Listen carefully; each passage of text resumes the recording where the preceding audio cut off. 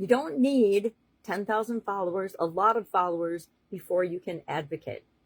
Welcome to day 197 of our Supersize Your Business Annual Challenge. Sharon, Horne-Ellstrom here. And the truth is, we think that we need X number of followers. It's usually 1 million or 10 million or 100,000 or 10,000, but it's always a really big number. And we think we need that many followers before our voice matters, before we're heard, before people pay any attention to us. And that's, a part of that's true, but not true. What's true about it is you don't need anything to get started except for the desire to share a message or communicate something that's important to you and your business with other people.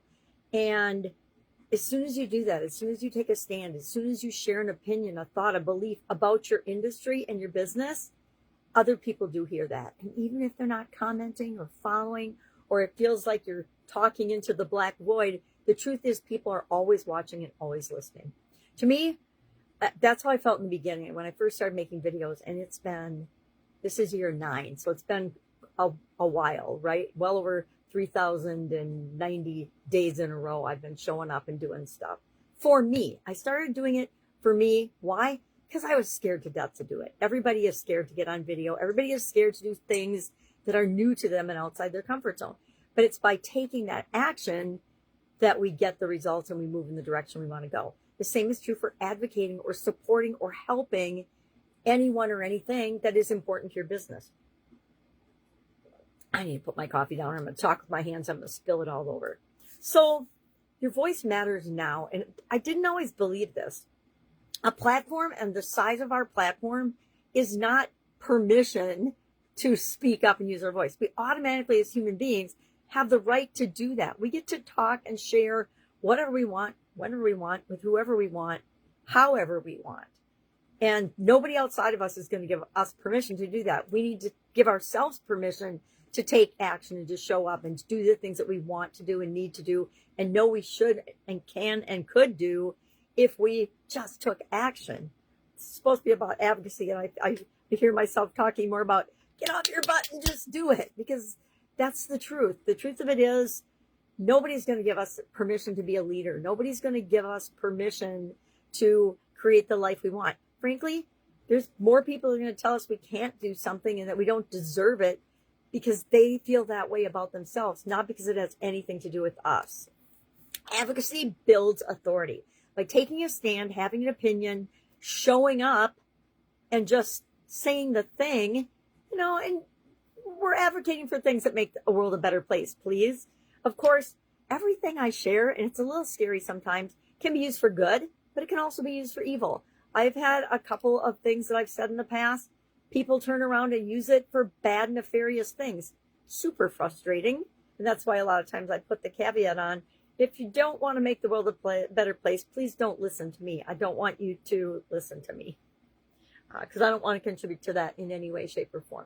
One voice can make a difference. And this is what really got me speaking up, besides the nagging of my coaches and mentors a lot, was that you need to show up. You need to be yourself. You need to show up. People need to see you so that they know, like, and trust you, and they know what to expect from you. I think the number one thing that kills relationships besides lack of communication is, lack of communication, in that you don't share your expectations. You don't show up. You don't communicate what it is that you need, what you're here for, etc. And, it's kind of like people not asking for the sale in their business. If you've got something and somebody's standing in front of you and they're expressing, hey, I really need you to help me with this, to say no, you're not going to help them, or to not advocate for them, I think it's kind of cruel. If you're not going to offer them a solution, if you've got a solution, then why do you even have a solution? And I learned this a long time ago when I wasn't, and I've always been pretty much an advocator or a speaker-upper. And I remember that being reflected in my daughter was in grade school, and she always was supporting and speaking up to the teachers, etc., and the authority figures, and advocating for her friends. And that made me really proud, because I realized she got that from somewhere and she didn't get it from her dad. So I knew where it came from. All right. So what are we going to do about this today? What does this mean to you personally? I want to ask you a couple of questions. Are you waiting for permission to use your voice, speak up, and be seen and heard in your industry? Yes or no? If you need outside permission, I give you permission right now to be yourself, speak up, share your voice. It's some of the hardest things to do, but I started there because I thought it was important.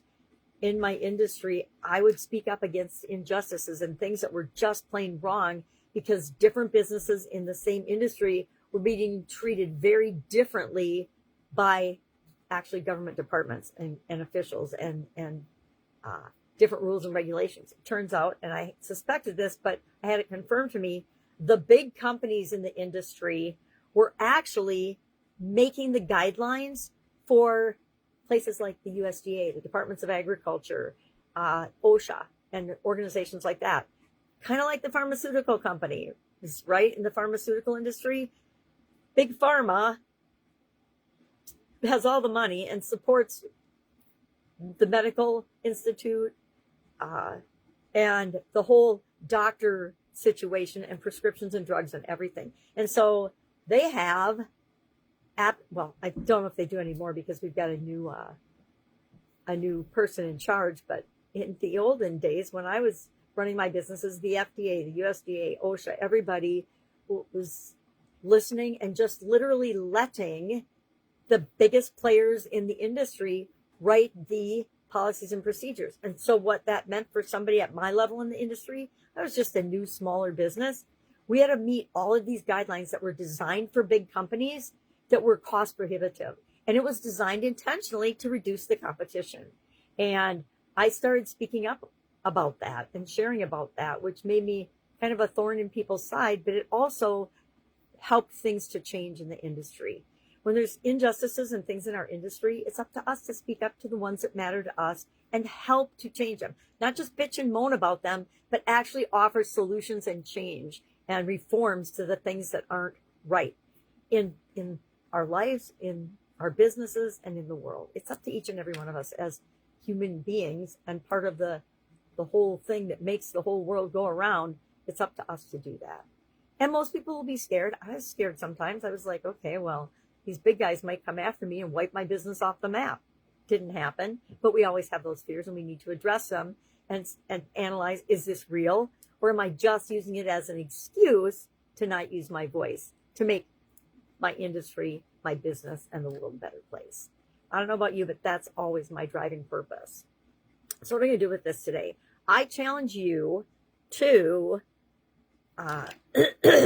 use your business platform to advocate, partner with a nonprofit, share something that you notice in your industry that you want to stand up for, either that you want to support or you want to say, hey guys, I think we need to rethink this. I think we need to look at this from a couple of different points of view and see if we're really doing what's best or not. If we're just doing what's best for our bottom line, which all businesses tend to do, but doesn't mean it's the only answer. Because sometimes if we take the long view, we'll make much better choices and decisions than if we're just short-term optimizing for everything. I have a belief that instead of optimizing things, we should be maximizing them. So once we're doing something that's working, we should go all in on that. When we find a problem or a challenge, we should go all in on getting rid of that, eliminating that as an issue in our business and in our life. All right, if I can help you in any way, you know what to do. Just reach out and ask. Otherwise, have an awesome day, and I will, of course, be with you tomorrow.